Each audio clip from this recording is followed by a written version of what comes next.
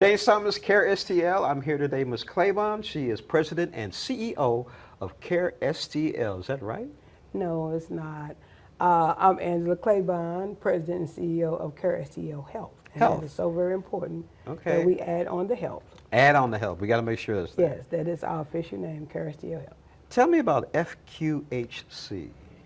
Okay, well, first let me start off. As I said to myself, I said to you, I'm Angela Clabon. I started out in federally qualified health centers, which we call FQACs, at the age of 18 as a registration clerk at back then Betty Jean Care People's Health Center, and a federally qualified health center. For those who may not know, government agencies or organizations that are ran by community members. So in order to be an FQAC, we have to have 51% of board members who live and work within the community and utilize the services at our health center.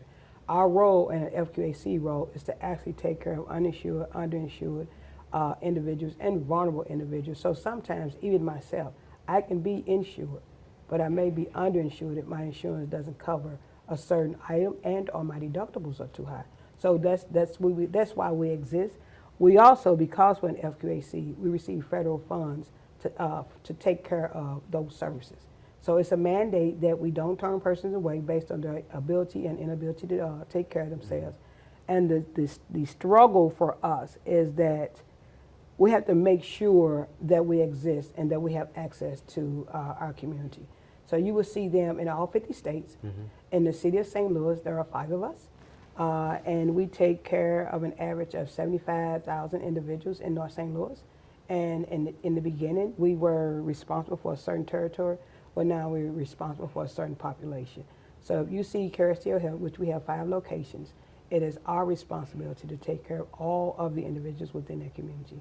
And that's what the FQAC is. We take care of all walks of life, from seniors to babies, primary care, pediatric services, behavior health, dental services, and for us, we're integrated. We have lab, we have eye, we have radiology, we have a full panel of services for our community. But many FQACs does. We hire within the community. We offer student loan repayments for providers who would not normally work in low-income areas, and we pay off their student loans, and they stay 2 to 3 years, they transition to their careers. But because we're in a very vulnerable community, high violence, high crime, all those issues, and we just talk about this gun violence, they come through and they take care of our community and they move on. But it is a great need and a great government system to help bring that type of intelligence into our community to take care of our population. That's FQC. Sorry about that. That's fine. You know, why don't we go ahead and talk about gun violence in the community? Let's talk about that a little bit. Well, several years ago, I wrote an article about gun violence, and the reason why I really wanted to talk about this because it is so important to me. CareSTLHealth and FQACs, we're in the business of saving lives. Here in St. Louis, gun violence is really going rampant. And when you lose your life, that's checkmate. We really want to make sure that we prevent that. What are the causes of the increase in gun violence in the city of St. Louis? There are several issues. People can debate on those issues. I was born in East St. Louis and raised in North St. Louis. I am one of 7. And so I'm very familiar with some of the social issues of North St. Louis. I lost my brother to gun violence. He was killed by a police officer. I lost my father the same way by a police officer. And so I understand it firsthand. It's something I'm very passionate about on educating black on black crime. I don't want to speak to and focus on the black on black crime and the police officer for persons, but really it's about what we're doing today. 2 issues. First of all, in the state of Missouri, the Republicans and their need to protect the Second Amendment and carry guns, it don't fit our community. And so for us also in our community, we have progressive politicians. And in the city of St. Louis, I'm very supportive of the city of St. Louis. I love it. But this defund the police, actually the budget was cut in half to take police officers out of North St. Louis. Ms. Clabon, you mentioned something about North St. Louis having fewer police officers. What about other sections of the cities? Did they take those officers off the street or just North St. Louis that you know of? Other officers in the progressive parts of St. Louis City and St. Louis County have. If you recall, several years ago, many of the progressive politicians ran on that ticket to defund the police. We know that there are issues, and we don't want to have profiling. We understand those things. But what is happening now is that we're using our young African American, we're losing young lives. And we can't continue to go down this path. We understand that there's a right to carry a gun, but also there's a right to follow the law and be responsible with a gun.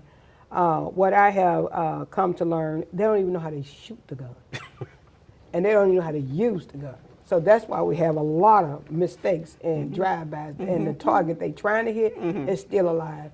And so we need some form. We need police officers. We don't need to have corrupt police officers. Right. But we do need to have some form of protection for our residents and persons who want to actually come and work in our community.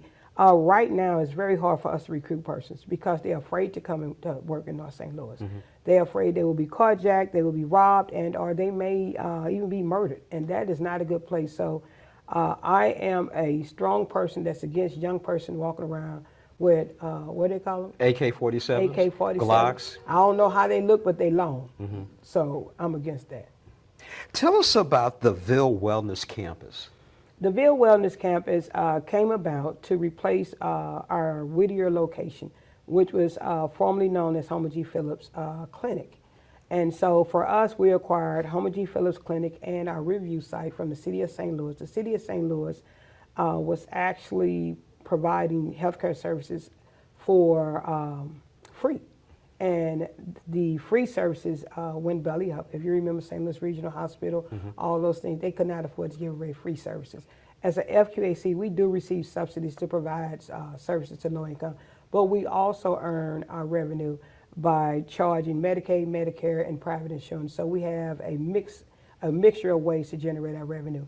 The Ville Wellness Campus, once we acquired the Whittier location, it was old and antiquated. So the board of directors set out to replace the Whittier location and make sure that that community had the state-of-the-art facility. We're also redeveloping this, but the Ville Wellness Campus is a replacement of our old facility, which is 38,000 square feet. The Ville Wellness Campus will be 40,000 square feet. It will be our new administrative headquarters. We're collaborating with BJC, WashU, and also bringing in specialty services. You will see chiropractic, physical therapy. You will see some of the behavioral health services. Children's Hospital will have services there as well to deal with to provide an asthma program. Our wellness campus will also be surrounded with low-income housing. Our Alumnus Garden 1, that's our name of our low-income housing, our very first 60 units will be open in August. We will be developing senior villas, and we'll also be developing low-income family housing. It also, I owe this to the late Alderman Moore. He wanted the wellness campus to be a safe walking place. And for us, CareSTLHealth, we have agreed to be a strong partner to help other developers develop. We're participating with the redevelopment of Newstead to bring small businesses inside the community. Many of those businesses have used our organization as a catalyst project to receive funding to help their new businesses when they go after funding. We want it to be a safe walking space. We're going to have rain gardens. We really want to make sure that it's a wellness campus mentally and physically as well. Been speaking with Ms. Clabon, President and CEO of CareSTLHealth. Thank you so much for joining us on Morning Blend. I have one last question for you, especially for our audience out there, those who are in business. How do you explain you being sustainable? Sustainable as an organization? Yes. Understanding your issues, good, bad, and or indifference, and addressing it. Do not avoid the issues you see facing you. Because if you don't address them, you actually take something from a community.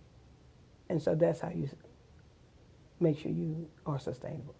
Do the right thing, work hard, ask for help, and keep fighting. Just keep going at it. Don't ignore it. If you're in trouble, you're in trouble.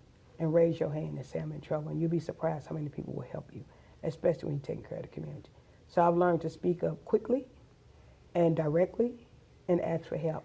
And every time, the community has shown up, every time, to help us. And I know they'll show up again. So please don't forget to go on our website and www.carestlhealth.org and register for our opiate walk and or give a donation to to help our communities and our uninsured patients. And I appreciate that. Thank you so much. Thank you.